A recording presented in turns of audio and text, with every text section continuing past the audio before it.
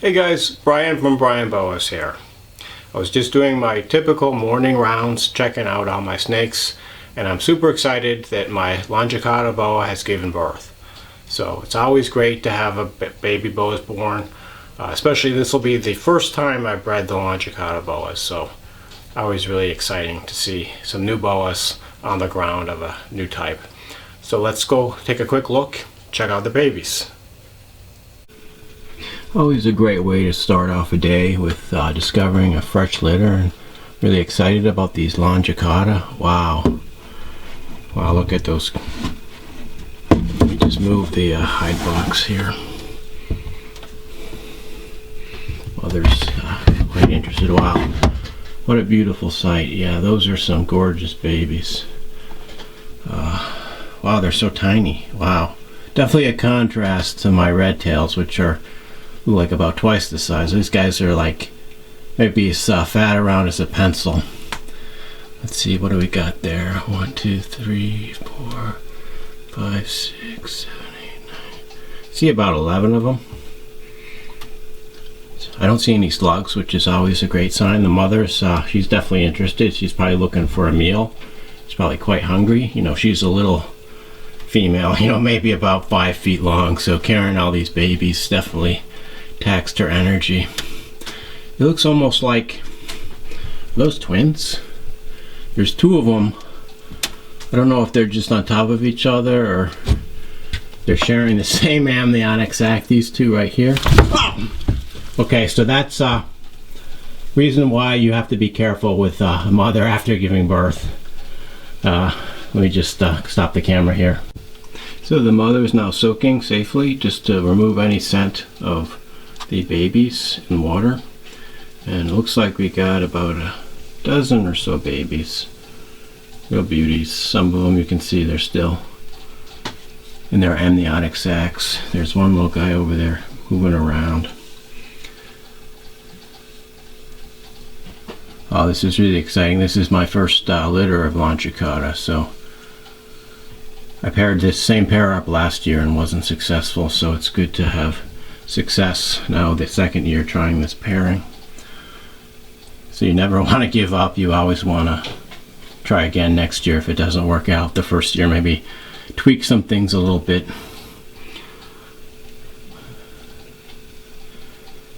And you can see how the babies really don't look a whole lot like the adults. They're much lighter in color. They don't have the same really dark markings. The markings come in as they mature. Really cool subspecies of boa to work with.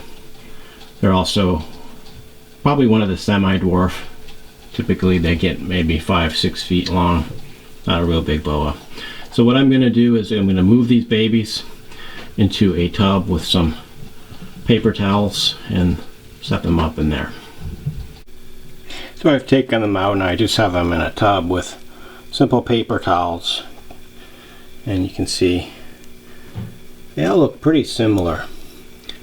On my red tails, there's a few that look different and they kind of stand out, but these guys look all quite consistent.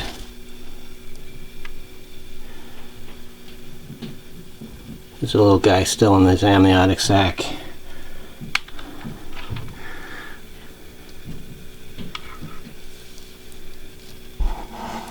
So I'm just going to put them on top of a heat mat with a thermostat set to 90 degrees and just keep them nice and moist.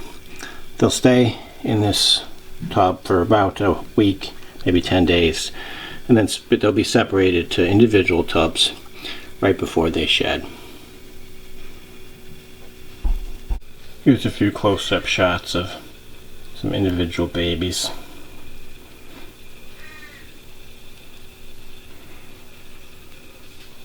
You can see there's a little bit of birth remains. You know, you can see the red umbilical cord and some amniotic sac membranes, what people refer to as goo, which has this very distinctive smell, but not too much. But it's really important. I'm going to change the paper towels in a few hours. This stuff tends to get funky pretty fast and start stinking, and then I want to change it just to prevent release of ammonia and any toxic gases. So I just sprayed them down pretty thoroughly, keep them nice and moist, And these guys will be set for the next few hours.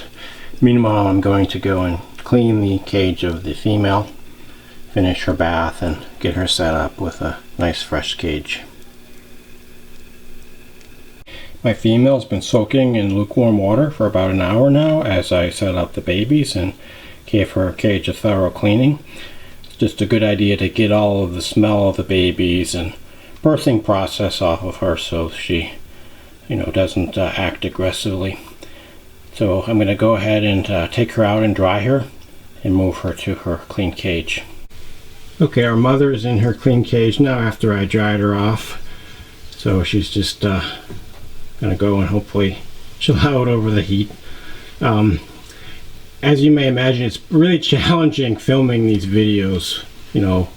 Anytime I need my hands and have to try to operate a camera. Unfortunately, I don't have a team of cameramen and to follow me around everywhere.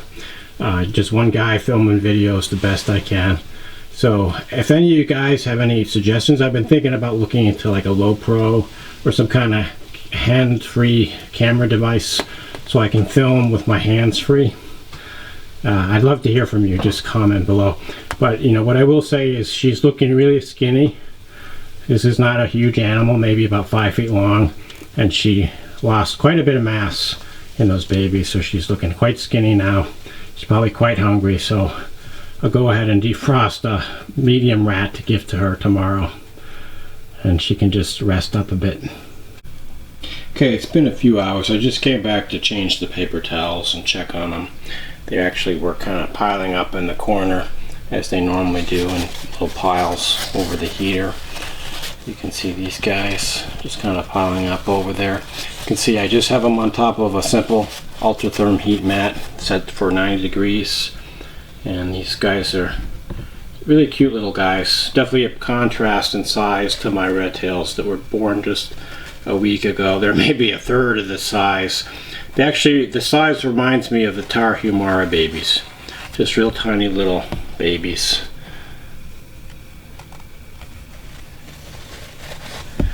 And they all, as I mentioned, they all look pretty similar. I'm seeing some of them are a little bit more reddish in color, whereas others are kind of more the silvery anerythristic looking animals.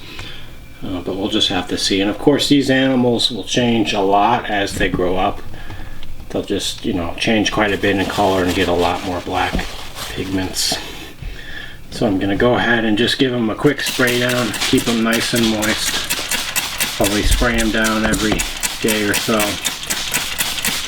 And they'll stay in here for about a week until right before they shed, and they'll move to their separate tubs. There's a few close-up shots. These guys are trying to get out of their tub, but they're not moving real fast. But I just have to make sure the tub is securely closed so they don't get out. But typically they just kind of lie over the heat mat, typically under the paper towels, and stay warm. Here's an example of what I was talking about. This guy is a little bit more reddish, this tail right there. It's not like a red, like bright red, like a red tail, but just slightly more red than some of the others have a more silvery gray looking tail, like right next to them. And I imagine that difference will be a little more pronounced right after they give birth. But this is a super nice litter. I'm really happy and excited about it. I got a dozen little gray jewels, and it's been a while since I tried. Oh, look at that little tail vibrating there. Maybe a defensive behavior. But like I said, I wasn't successful breeding them last year, so it's always really satisfying to succeed on a second try.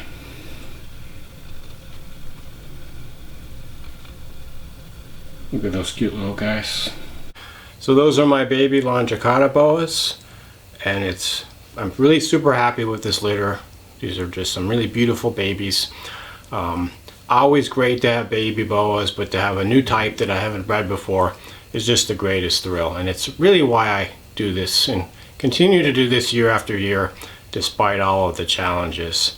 It really shows how the planning can come together, and if you just stick with it, ultimately you'll be successful. So I'll keep you guys posted on this later. I imagine these guys will be hopefully feeding in about a month or so, within about a month, and then hopefully up for sale maybe 2.5 months or so. So just stay tuned if you're interested in possibly having a new baby Longicauda, and hopefully you can have that boa of your dreams. So thanks for tuning in. I hope you enjoyed this episode. As always, if you have any questions or comments, feel free to reach out to me. Thanks for watching, and enjoy your boas.